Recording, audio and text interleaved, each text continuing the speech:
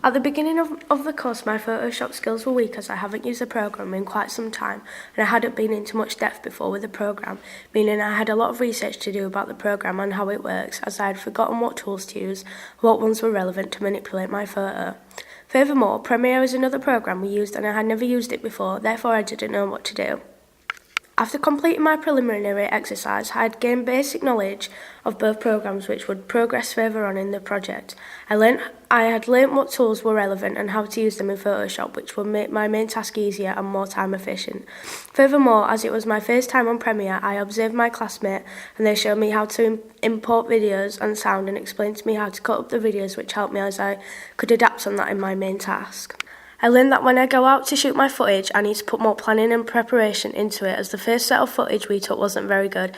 For example, some of the footage was blurry and irrelevant to the video. It was also shaky footage as we didn't use a tripod all of the time, whereas the second time we went out, we made a plan of what we needed to shoot and spent more time and effort with setting up the tripod and getting the correct angles for the shot. Furthermore, we made mistakes where we didn't turn on the camera, and by the time we realised we no longer had access to the footage we needed to shoot.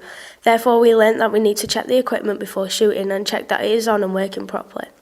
I learned that I need to back up my work, as last year I lost my magazine front cover. As a result, I had to change the whole theme of my magazine and it was very time consuming. As a result of this, I learnt that this year I had to back up my work in case anything happened to it, as I'm managing my time efficiently. Moreover, I learnt about white balancing and the importance of adjusting the camera to the weather in case the camera got steamed up. This is important as the images didn't come out as we expected due to the white balance being wrong. As a result, I learned that I need to check the white balancing before taking pictures.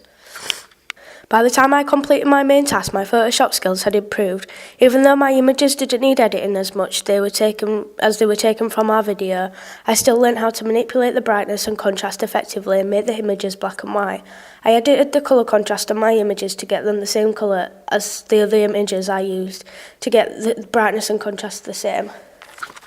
My Photoshop skills had developed even more by the time I had completed my main task, as I had learned how to manipulate an image in an effective way, as my images I used last year weren't effective, whereas I have edited the brightness and contrast on my digipacks and magazine advert to fit a colour scheme to make sure all the images match up.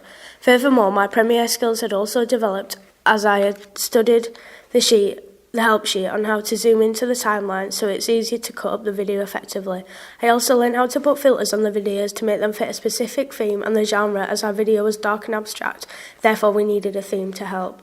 We also reversed some videos to make them look abstract and changed the duration of it to make it fit the length of the video. We also used overlays to make the video look more abstract and make it look like there's a lot going on in the video. Finally, we changed the opacity of some of the videos so we can see through them to help with the theme and make it look interesting and creative.